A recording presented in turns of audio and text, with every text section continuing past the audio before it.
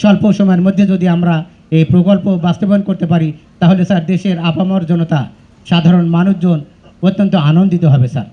এখানে আপনার সদয় জ্ঞাতার্থে জানাতে চাই এসডিজি ভিলেজ বাস্তবায়নের ক্ষেত্রে আমরা নাফানগর গ্রামে শিক্ষা, স্বাস্থ্য, যোগাযোগ, কর্মসংস্থান, খেলাধুলো নিয়ে প্রথম পর্যায়ে ব্যাপকভাবে সারা জাগাতে চাই স্যার।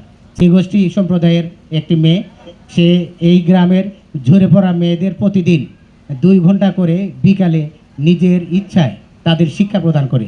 আপনি স্যার সানুগ্রহ অনুমতি দিলে আমি তাকে একটু আপনার কথা শোনাতে পারি স্যার। স্যার আপনাকে ধন্যবাদ। মাননীয় প্রধানমন্ত্রী, আপনাকে আন্তরিক শুভেচ্ছা। আমি আরতি মুর্মু, নাফানগর গ্রামের একজন সাঁওতাল সম্প্রদায়ের একজন শিক্ষার্থী। মাননীয় প্রধানমন্ত্রী, আমরা শিক্ষা নিয়ে দক্ষ হয়ে দেশ উন্নতির কাজ করতে চাই। এসডিজি ভিলেজ উদ্যোগ আমরা কর্মসংস্থান ও উদ্যোক্তা হওয়ার নতুন সুযোগ এনে দিয়েছে। আমাদের গ্রামকে এসডিজি ভিলেজ নির্ধারণ করায় আপনাকে আন্তরিক ধন্যবাদ। জোহার। নাফানগরে আজকে যে কর্মসূচিটা উদ্বোধন হলো, এটি শহীদ রাষ্ট্রপতি জিয়াউর রহমানের যে ঐকান্তিক ইচ্ছাগুলো ছিল, মাটি এবং মানুষের রাজনীতি করার যে প্রবল অনুভূতি আজকে আমরা তার বাস্তবায়ন দেখছি। আপনি রুগ্ন শিল্পগুলোকে বা পরিত্যক্ত শিল্পগুলোকে আপনি আবার রিভাইভ করতে চান, আবার আপনি সেগুলোকে চালু করতে চান। তারই অংশ হিসেবে এই যে বচাগঞ্জ, এই যে শতাবগঞ্জ, এই এলাকার শতাবগঞ্জ চিনি মিলটি চিনির কলটি দীর্ঘদিন থেকেই বন্ধ রয়েছে। এইখানে এই চিনি কলটার প্রচুর জমি আছে, যে জমি আসলে লিজ দেওয়া হয়েছে বিভিন্ন ইয়ের জন্য।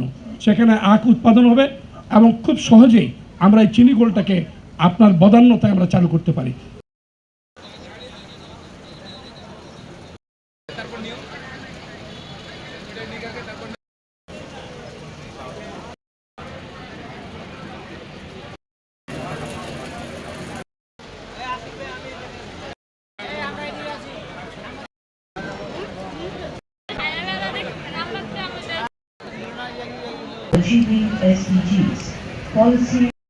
মহিলাদের নির্বাচিত করেছেন এমপি হিসাবে।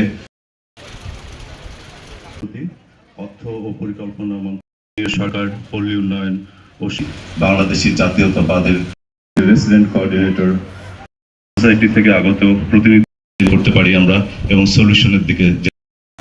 এসডিজি অর্জনে মিথস্ক্রিয়ার মাধ্যমে আমরা অধিকতর একটি মানবিক রাষ্ট্র যেখানে স্বাস্থ্য, শিক্ষা ও নাগরিক অধিকার হবে সার্বজনীন, এবং একটি কল্যাণ রাষ্ট্র যেখানে প্রতিটি নাগরিকের অর্থনৈতিক সুযোগ ও আন্তঃপ্রজন্ম ন্যায্যতা নিশ্চিত থাকবে।